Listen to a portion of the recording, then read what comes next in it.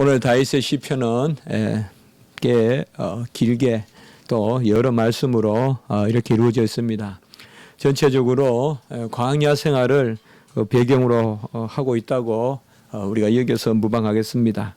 어떤 구체적인 역사적 배경이나 이런 것은 표제나 이렇게 돼서 나오지 않지만은 전체적인 내용이 바로 광야 생활에서 지켜주시고 그리고 적들을 물리치고 또 여러 가지로 베풀어 주시는 그 하나님의 은혜를 노래하고 있음을 우리가 알 수가 있습니다. 특별히 오늘 말씀에 보면 여자들 또 처녀들이 탈취물을 나누고 또 처녀들이 노래하고 이런 부분들이 많이 나옵니다.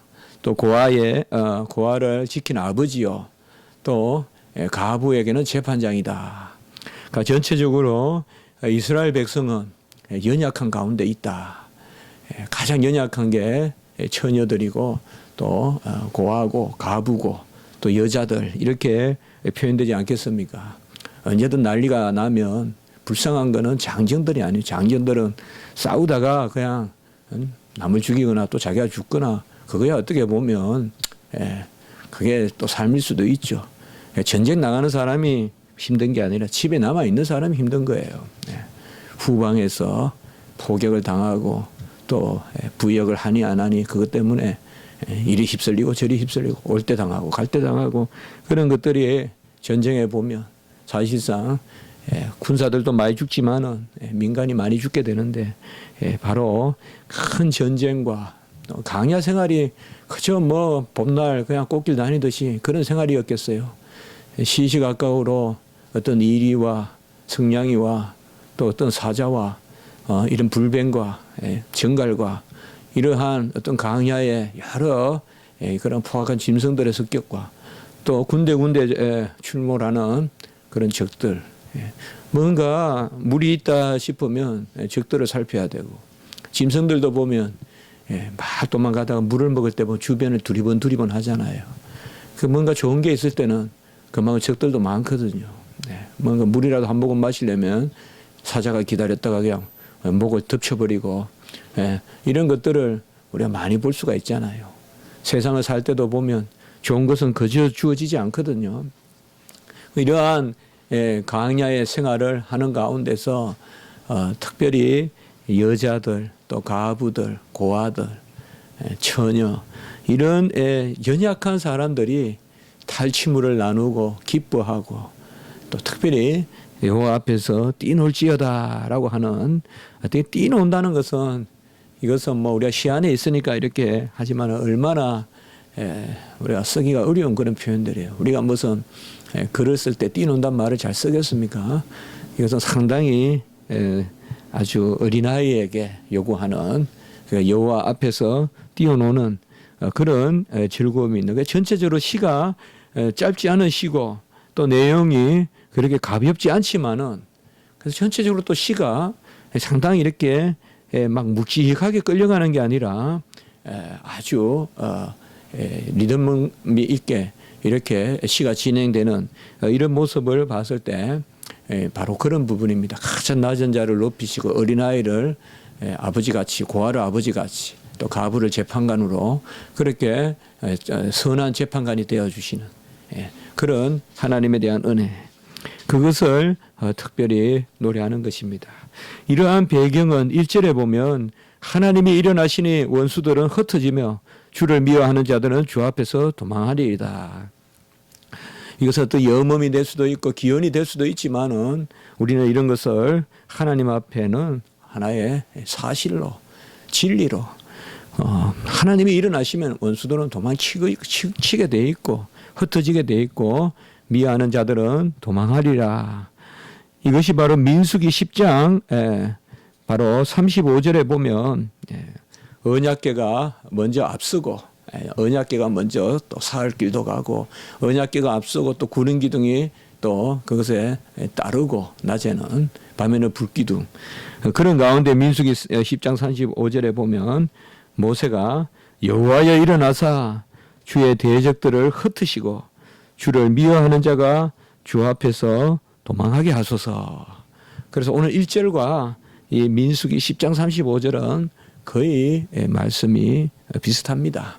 그래서 이런 것들을 봤을 때 이게 바로 광야에서 이스라엘 백성이 나아가는 그런 배경으로 그것을 기억하면서 다윗이 노래했다. 다윗이 그 광야 생활을 한 것은 물론 아니죠. 그건 이스라엘 백성인데 이스라엘 백성에게 이 광야 생활은 하나님의 은혜가 가장 특심한 그러한 일이잖아요. 그래서 뭐 언제보다도 이 광야를 기억하는 게 바로 유월절도 그렇고 바로 수장들도 그렇고 이 광야를 기억하는 것이 이스라엘 백성의 가장 큰 종교거든요. 이스라엘 백성의 종교의 중요한 요소가 기념이라고 봤을 때 그 기념의 핵심이 바로 광야 생활이거든요. 그래서 오늘도 여기에 보면 이제 다윗이 이 광야를 기억합니다. 2절에 보면 연기가 불려가듯이 아주 시적으로 그렇게 했죠. 연기가 누가 불러가겠습니까마는 연기가 싹 사라질 때는 아주 그냥 무질서하게 마치 뭐 요새 카오스 이론이 뭐 연기가 어느 방향으로 가느냐 이런 것도 카오스 이론이 나오는 것 같던데 보니까요. 연기가 불려가듯이 마치 이게 연기를 싹 끌고 가듯이 그리고 불 앞에 밀이 녹은 것 같이 딱딱한 초가 녹을까 싶어도 열 앞에서는 아주 허무하게 녹아버리죠. 그게 초죠. 그래서 촛밀이 열 앞에서 녹아버리듯이 바로 모든 악인들은 하나님 앞에 망하게 하소서라고 이렇게 노래하고 있습니다. 여기에서 우리가 다윗의 시에 또 중요한 요소인 의인이란 개념이 3절에 차딕 의인이란 개념이 또 등장합니다. 우리가 누차 이 다윗의 시에 의인이란 개념이 뭐냐 우리가 구체적인 말씀을 통하여서 여러 차례 살펴보았습니다. 의인은 바로 이스라엘의 택함 받은 백성이다. 밑에서 위로 올라가는 의 개념이 아니다. 어떤 상승적인 것이 아니라 하강적이다. 하나님이 어렵다고 삼아주신 것이지 우리가 무엇을 쌓아서 우리가 대를 수축하자 성을 쌓자 해서 높아져서 어려운 것이 아니라 하나님이 굽어보사 건고하사 감찰하사 내려보사 불꽃 같은 눈으로 바로 이스라엘의 택함 받은 백성이 의인이고 이 의인의 바로 의로움은 그의 의에 있지 아니하고 하나님의 의를 의지함에 있다. 바로 하나님의 의를 의지하는 것이 의인이다. 그래서 몇 차례 우리가 말씀을 나누었죠. 시니까 이렇게 의인이라고 부른다. 이 시는 기도와 같이 읽어야 되기 때문에 정말 가슴을 치면서 우리가 주여 종을 기억하소서 하나님 백성을 기억하소서 딸을 기억하소서 아들을 기억하소서 의인을 기억하소서 이렇게 내세울 때 이것은 어떻게 보면 아들됨이 딸됨이 내 공로가 아니듯이 의인됨도 내 공로가 아니다 이 말이죠. 아들과 딸을 기억하소서라고 했을 때 내가 자격이 있어서 아들 딸 됐다고 기억하라는 게 아니죠. 그렇게 삼아 주셨으니 기억하라고 마찬가지요. 우리가 하나님 앞에서 의인이라고 하나님 앞에 내어놓을 때는 내가 의인이니 의인이 아니라 의인 삼아 주셨으니 의인을 기억하소서. 그 외에 어떻게 우리가 의인이라고 하나님 앞에 나아가겠어요. 가슴을 찢어도 모자라고 죄를 써도 모자라고 죄인 중에 괴수라고 사도 바울도 이야기했는데 그래서 바로 이 의인이라는 단어들이 나타날 때마다 어떤 딱딱한 어떤 그런 공로를 드러내기 위한 것이 아니라 이 다윗의 시에서 의인이라는 개념은 가장 하나님 앞에 의지하고 하나님을 신뢰하고 어떻게 보면 은밀하게 하나님 앞에서만 내어놓는 누가 봐서 들어서 노래하는 그런 때는 의인이라고 하기보다 내가 기도 중에 하나님 앞에 의인을 기억하소서. 정말 여기는 모든 것이 다 들어있어요. 내가 죄인이라고 말하는 것과 마찬가지예요. 하나님 앞에 의인을 기억해 달라는 것은 내가 죄인이라는 것과 마찬가지라니까요. 내가 죄인이니 내 죄를 사해 주셨으니 그 사해 주신 이 딸을 아들을 이 하나님의 택한 백성을 기억하소서. 그 바로 하나님이 바로 이 의인을 통하여 찬양을 받으시고 그의 행사로 하나님께 돌려드린다. 그래서 의인은 기뻐하며 하나님 앞에 뛰놀며 기뻐하고 즐거워할지어다. 이게 바로 그거거든요. 어떻게 보면 의인은 기뻐할 일이 없잖아요. 예. 우리가 공로에 젖어 있다 그러면 의인은 항상 상급이거든요. 주여 재앙이 이렇게 했사오니 이렇게 하시옵소서. 그런 개념의 의인이라면 사실상 기뻐하며 뛰놀며 즐거워하는 이런 것이 있었을까요? 바로 무조건 베푸시는 하나님의 의. 그것을 의인이란 개념으로 우리가 하나님 앞에 이렇게 토로하게 되기 때문에 기뻐하고 뛰놀고 찬양하라라고 이렇게 말합니다.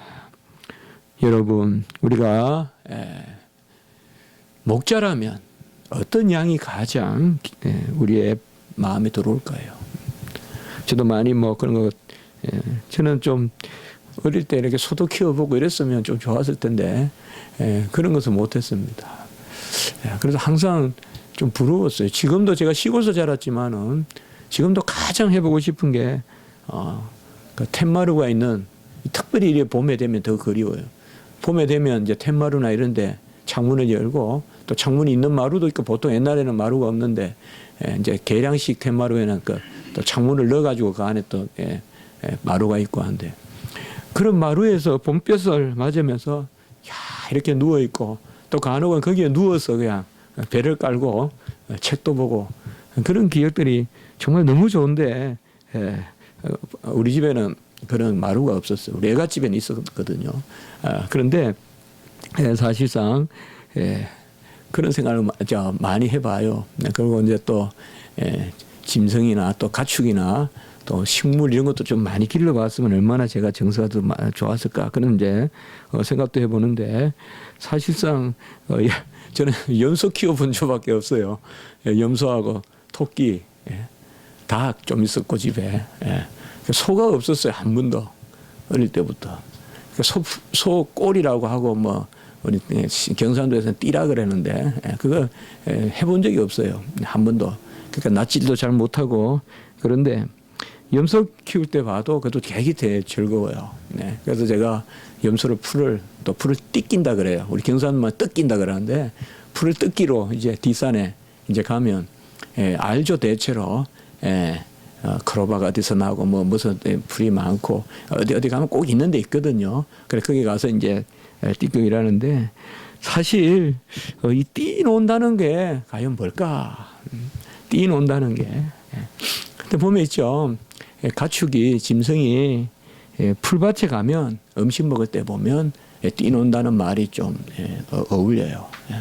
아주 즐겁게 꼬리를 흔들면서 아주 맛있게 음식을 먹거든요. 그 감정 표현이 무딘 소도 보면 꼴을 먹을 때 보면 아주 그냥 엉덩이가 아주 그냥 넘실넘실하는 것 같고 그런 표현이 있어요.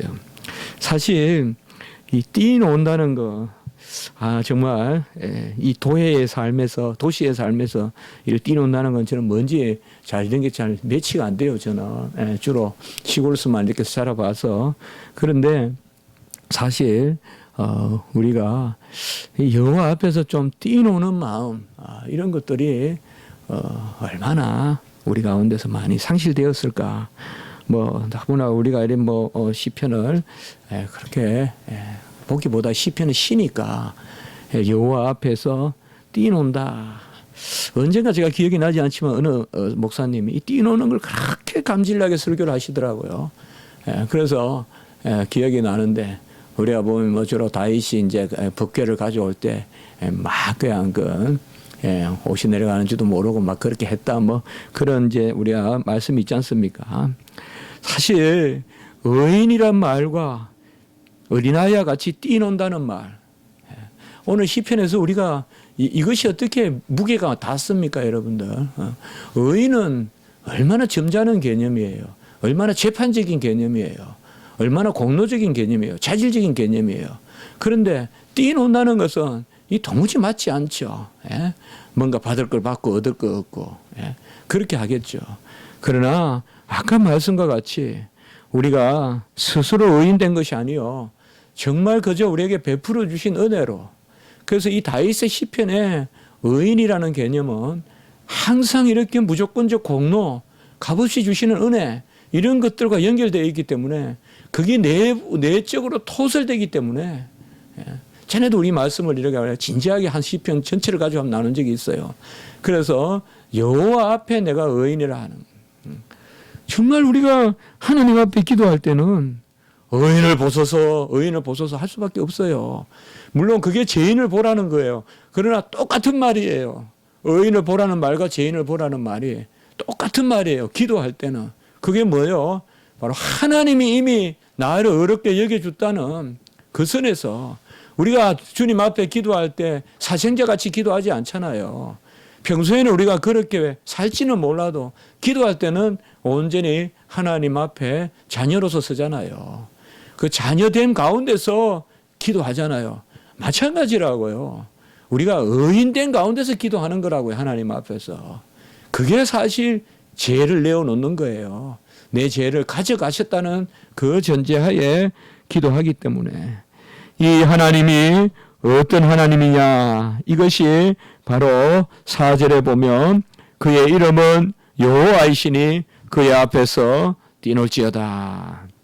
같이 합니다. 그의 이름은 여호와이시니 그의 앞에서 뛰놀지어다. 이런 것들이 바로 어떤 시편에 나오는 복음적 개념입니다. 우리가 모세오경이나 이러한 말씀 가운데서는 이런 개념들을 찾기가 어렵습니다.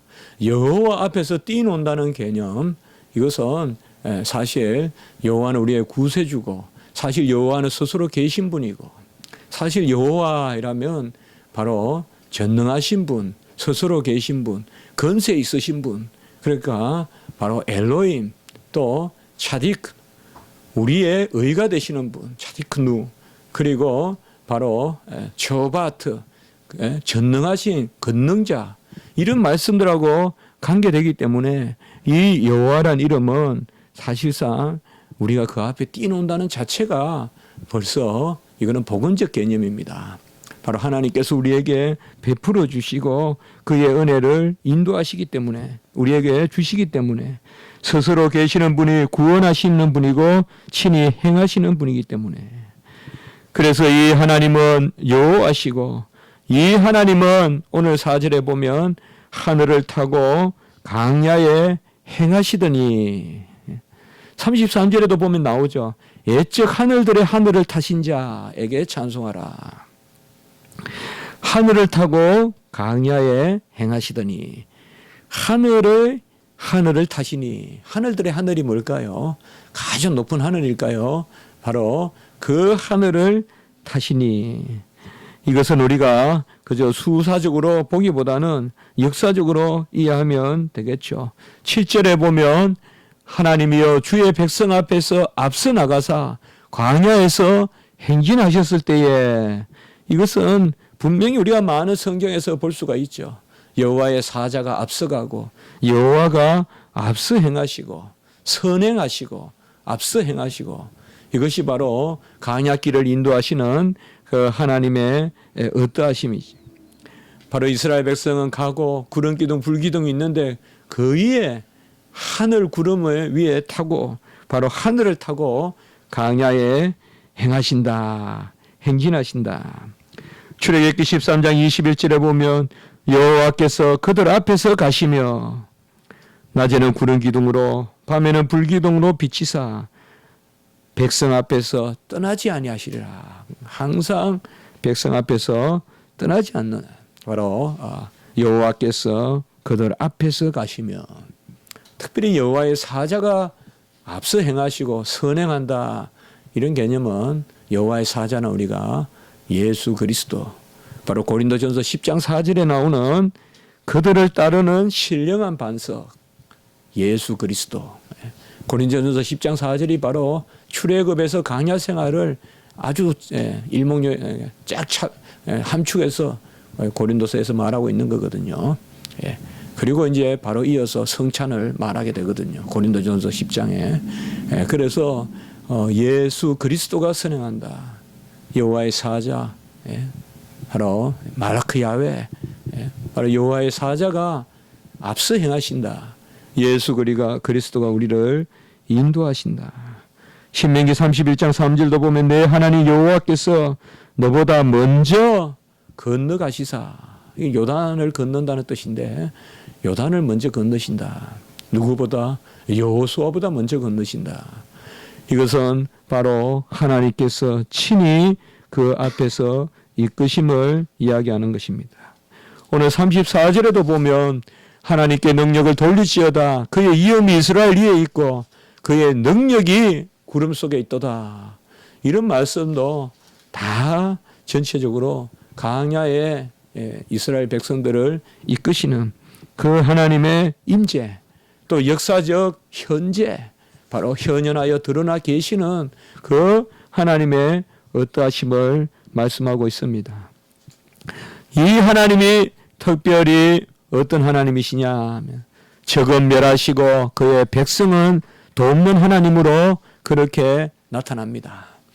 이 하나님은 하늘에 계시고 구름에 계시고 능력으로 계시고 이 하나님이 바로 반석이신데 신령한 반석이신데 이 하나님은 5절에 보면 고아의 아버지고 가부의 재판장이다라고 이렇게 말하고 있습니다.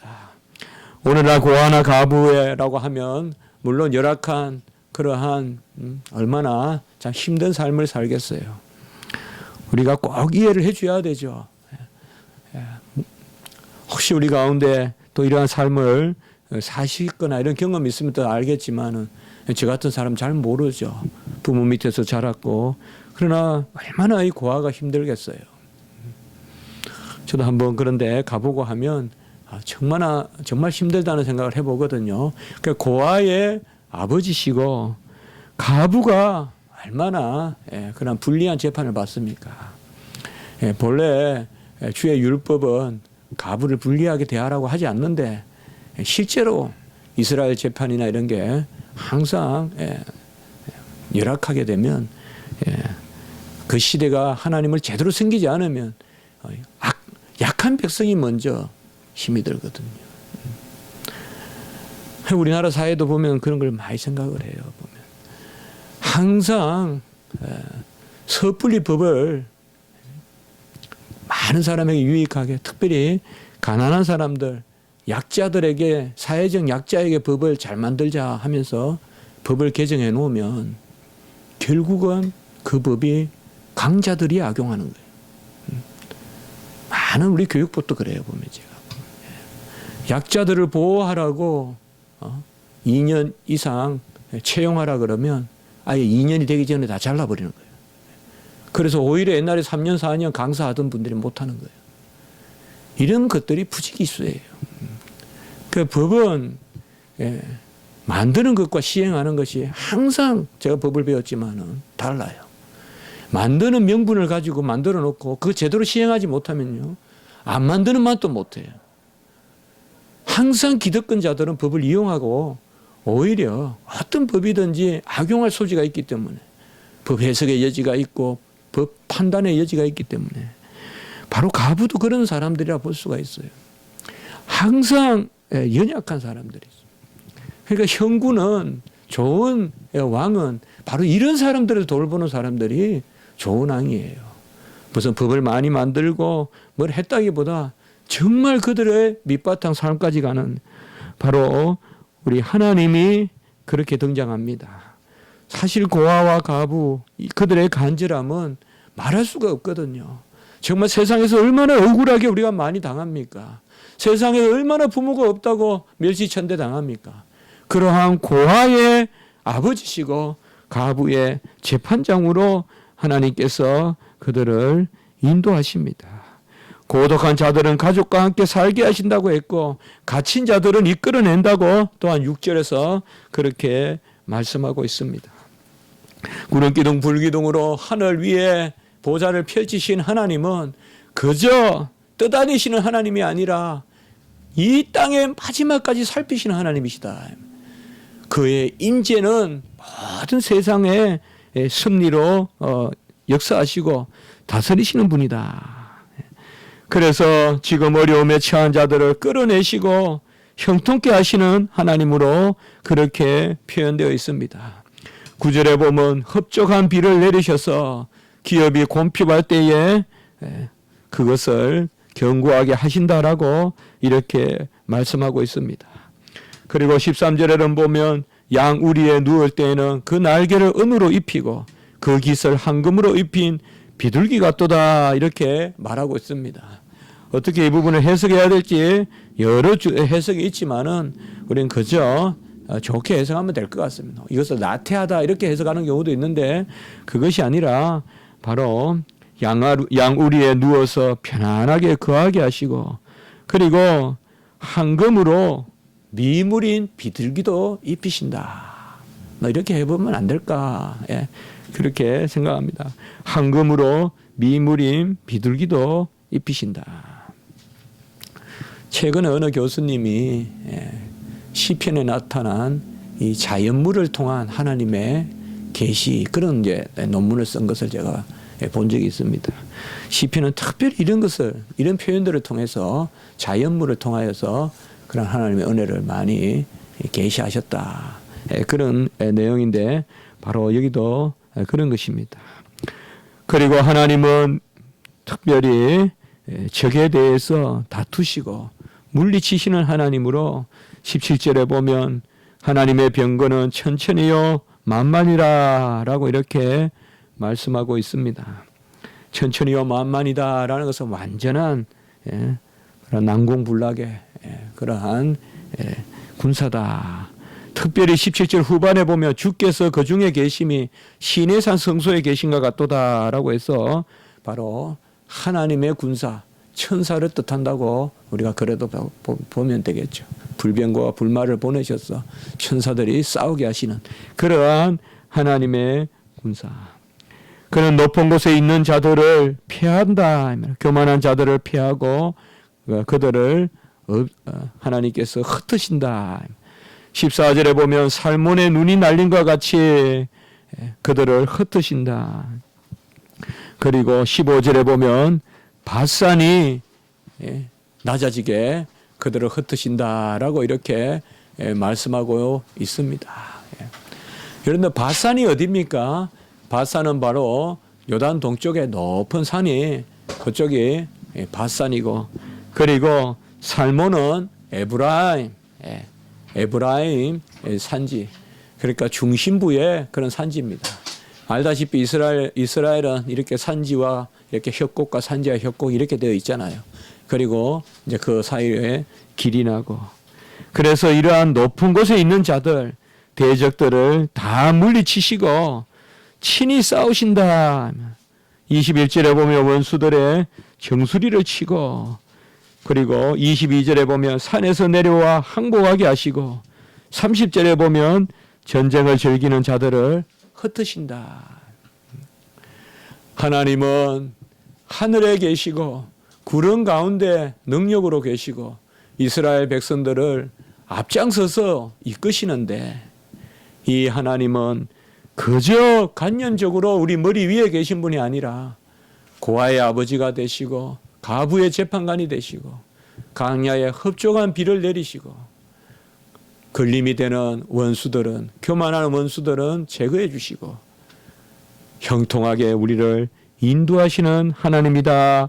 그 하나님을 오늘 19절에 같이 합니다. 날마다 우리 짐을 지시는 주 이렇게 표현하고 있습니다. 그래서 오늘 저도 시편 제목을 날마다 우리 짐을 지시는 주라고 이렇게 시편 제목을 잡아봤습니다. 짐 중에 최고의 무거운 짐은 제 짐이죠. 제 짐 맡은 우리 구주 어찌 고리 좋은 친구인지 최고의 짐은 제 짐이죠.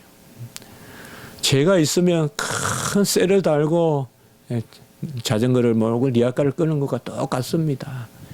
브레이크를 한 2개 내려놓고 차를 모는 것과 마찬가지입니다. 빨리 가면 갈수록 오히려 열이 나서 터져버리는 게 바로 제 짐이에요. 제 짐을 지고는 아예 안 가는 게 나아요. 여러분 방향이 올바라야 속도를 내도 의미가 있지. 방향이 다른데 시속 100km, 200km 내면 오히려 더 멀어지죠. 날마다 우리 짐을 지시는 주, 우리의 제 짐을 하나님께 내어 수고하고 무거운 짐진 자들아 다 내게로 오라. 모든 짐을 주님 앞에 내려놓아야 돼요. 주님 앞에 짐을 내려놓는 것이 주님을 의뢰하는 것이 주님을 사랑하는 것입니다. 철로 역정에 보면 순례자가 짐을 지고 가잖아요.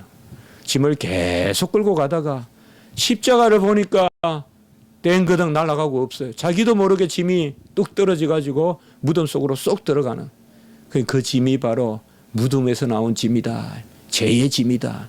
세상의 세속적인 짐이다. 이 짐을 우리가 다 내려놔야 돼요. 선한 근심이야 얼마 좋아요. 그런데 쓸데없는 근심, 악한 근심, 사망에 이르게 하는 그러한 근심들이 있습니다. 우리가 오늘 찬송을 들었지만 날마다 우리 걸어가네. 주와 함께 길 가는 것 즐거운 일 아닌가. 우리 구주 걸어가신 발자취를 밟겠네. 한 걸음 한 걸음 우리 주와 함께 한 걸음 한 걸음 날마다 걸어가네. 우리 걸어가네. 우리가 그 찬송 드렸지 않습니까? 바로 짐을 벗어버려야 돼요. 하나님 앞에 서는 길은 장식이 아니라 벗어버리는 것이에요. 그릇을 닦는 거예요. 왜요? 하나님이 채우시기 때문에. 우리가 채우는 것이 아니라 하나님이 채우시는 것이기 때문에 우리가 할 일은 바로 짐을 내려놔야 돼요. 특별히 죄의 짐을 내려놔야 돼요. 무슨 일을 하려거든 먼저 죄부터 끊으세요. 악한 행실부터 끊으세요. 먼저 마음부터 다스리세요. 성격부터 제어하세요. 그래야 하나님께서 크게 일을 맡기십니다. 아니면 오히려 섣불리 달리다가 물에 빠지고 불에 데이고 높은 데서 떨어져요. 죄부터 없애야 돼요. 죄짐부터 끊어내야 돼요. 많은 것을 하려고 하지 마세요, 여러분들. 뭐 화려한 것이 안 돼도 좋아요. 많은 잎사귀가 없어도 괜찮아요. 아카시아도 얼마나 예뻐요, 여러분들. 아카시아 나무가 아주 가시 받잖아요, 가시나무. 그러나 아카시아 향기보다 좋은 향기가 없어요, 저는 1년 내내. 백일홍도 향기가 좋다 하지만은 아카시아 향기가 저한테는 훨씬 좋아요. 꽃도 훨씬 겸손해 보이고 하얗듯 아이보리듯 그런 아카시아 꽃. 아카시아를 보면서 배우는 게 있어요. 자기를 잘라내는 거예요. 막 풍성하게 야자수같이 잎사귀를 한다고 해서 향기로운 꽃을 피우는 게 아니에요. 아카시아 같이 어떻게 보면 가시만 남아있고 정말 찔리는 가시만 남아있는 그런 앙상한 것이라도 잘 잘라냈을 때 아주 그것이 바로 하나님이 우리를 즐거워하시는 거예요. 그것이 바로 오늘 말씀에 여호와 앞에서 뛰노는 그런 마음이에요. 이거 그렇게 어렵지 않아요, 여러분들. 물론 우리가 어렵지 않다. 그것은 또 우리가 하기에 어렵지 않은 건 아니죠. 죄의 짐을 없애고 죄의 버릇을 없애는 거. 그러나 간단한 거예요. 내가 할 수 없다는 데서 출발해야 돼요. 내가 할 수 없어요, 여러분들. 내 버릇 내가 못 건쳐요. 내 생각 내가 못 건쳐요. 하나님께 맡겨야 돼요. 근데 안 맡겨요. 왜요? 안 될 줄 알기 때문에 안 맡겨요. 그건 어렵지 않단 말이에요. 맡기세요. 그냥 맡기세요. 가장 어려운 것을 맡기세요. 내가 안 된다고 생각하고 아예 안 맡기는 것을 하나님 앞에 맡기십시오. 바로 구원의 하나님이다. 짐을 지시는 분은 구원의 하나님이다. 20절에 말씀하고 있습니다. 제 짐을 다 지고 우리의 제 짐을 다 가져가십니다. 오늘 이러한 하나님은 어떤 하나님으로 표현이 되느냐? 17절에 보면 바로 성소에 계시는 하나님이고 5절에 보면 거룩한 처소에 계신 하나님, 4절에 보면 그를 위하여 대로를 숙축하라. 24절에 보면 나의 하나님, 나의 왕이 성소로 행차하시는 것이라. 오늘 여러 시편이 길기 때문에 우리가 말씀을 보지만은 바로 오늘 말씀의 핵심은 우리가 날마다 우리 짐을 지시는 주, 그분은 참 성소에 계시는 하나님, 성소의 하나님, 예배를 받으실 분 바로 보호자 우편에 계시는 히브리서에 보면 8장 6절에 보면 더 나은 언약의 중보자, 참 중보자로 계시는 그 성소의 하나님이십니다. 결국 오늘 시편의 중심은 예배에 있고 기도에 있고 성소에 계시는 하나님, 우리의 영원하신 중보자 예수 그리스도, 그분이 우리를 위하여 중보하시기 때문에 우리를 날마다 짐을 지시는 주십니다. 여러분, 얼마나 세상 짐이 많습니까? 얼마나 허덕입니까? 얼마나 간혹은 불쌍합니까? 우리가 아들을 보고 딸을 보면 불쌍하고, 또 딸과 아들은 아버지를 보면 불쌍하고, 어머니를 보면 불쌍하고, 어떻게 보면 그런 마음들이 얼마나 많습니까? 이 세상은 그렇게 녹록지 않지 않습니까? 내가 착하게 산다고 해서 착하게 인정받지 못하고, 얼마나 우는 사자와 같은 그런 마귀 사탄의 계계들이 많습니까? 그러나 하나님 앞에 다 짐을 맡기시면 하나님이 우리의 짐을 대신 져 가실 줄 믿습니다. 오늘 찬송도 들었지만 십자가 그늘 아래 나시기 원하네. 십자가 그늘 아래 다 맡기세요. 십자가 그늘 안으로 들어가세요, 여러분들. 십자가 그늘에 평강이 있고 안위가 있고 그곳에 우리를 인도하는 그러한 오늘 말씀과 같이 왕의 대로가 열립니다. 십자가 그늘 아래 들어가십시오. 하나님은 얼마나 우리를 사랑하시는데 이제 마지막으로 28절에 보면 내 하나님이 너의 힘을 명령하셨도다. 같이 합시다. 내 하나님이 너의 힘을 명령하셨도다. 예. 이게 뭐예요? 우리가 막 구해서 힘을 주시오, 힘을 주시오. 그렇게 하나님 주십시오. 구하는 게 아니라 하나님이 우리의 힘을 명령하셨다는 거예요. 하나님이 우리에게 먼저 주셨다는 거예요. 여기에 큰 안위가 있어요. 하나님이 이 땅이 말라서 이 땅이 터지기 전에, 갈라지기 전에 하나님이 명령하셔서 비를 내려주시듯이 하나님의 백성에게는 힘을 명령하여 주신단 말이죠. 우리가 뭐 달라고 하기 전에 하나님이 명령해서 힘을 주신다. 내 하나님이 너의 힘을 명령하셨도다 라고 이렇게 말씀했습니다. 다 내려놓으세요. 다 내려놓고 하나님께 맡기는 사람이 큰 사람이요, 관대한 사람이요, 그런 사람들이 착한 사람이요, 그런 사람들을 친구로 사귀세요. 하나님 앞에 짐을 맡길 줄 아는 사람, 짐을 안고 고민하는 그것은 세상에서는 존경받을 일일지 모르나, 그건 어떤 심각한 철학자의 모습은 될지 모르나 우리 성도의 모습은 그게 아닙니다. 짐을 하나님께 맡기는 사람이 가장 심오한 사람입니다. 가장 향기로운 사람입니다. 하나님 앞에 짐을 맡기는 어떤 아카시아 같이 잎사귀가 그렇게 요란하지 않고 그래도 좋은 꽃을 또 꿀을 다 가지고 있는 게 아카시아 아닙니까?